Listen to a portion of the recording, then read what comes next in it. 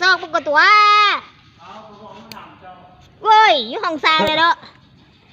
มาเล่าให้ทงเสื้อมาเอามันใหญ่ทุกคนอยู่ห้องซางอุปกรณ์ยังก็อยู่ห้องนั่นแหละมาทำเลยยังน้องโอ้ยกูจะเอาไปเห็นอย่างของกูที่เราไปไกลปะไปเอาไหม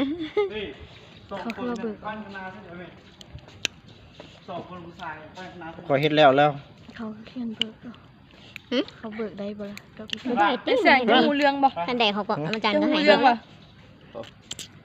เมี่ยงจะหูเรื่องแล้วเจ้าว่าบ่เข้าใจให้ไปทั่วทีทั่วเดียวกับไอ้แสงเอ้ยเอาลง YouTube ถามซักคนตี้เป็นคนเบิกเด้อ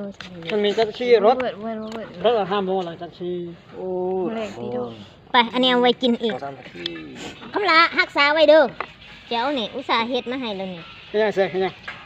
เข้าใจบ่รักษาไหมแก้วเอามาพี่ลืมกูลืมนี่ไปล้างอยู่เด้อไปรักษาไว้เด้กว่าสิมีหมักเพชรมาปิ่งเนี่ยเป็นคอไม่พ้นเด้เนี่ยไปด้วยหัวเป็นยังดอกแม่ก็มานี่ซื้อเลยเอาละอันไหนแม่ค่อยจะฝากมาโอ้ก็มาซาเกินจะจบแล้วคุณน้องตรงน้อยเนาะไม่เลยบ่เพราะแม่เพิ่นที่ฝากมาฟังยังมาเด้เนาะฝากเสียโตนั่นอุ้ยแบ่งให้กินเด้อมันเคี่ยวฝากมาเด้อเคี่ยวฝากมาเขาอยากกินอยู่นกเสียดเนี่ยเขาบ่ฝากมื้ออื่นนี่สิขวาใครให้กินดอกเซิง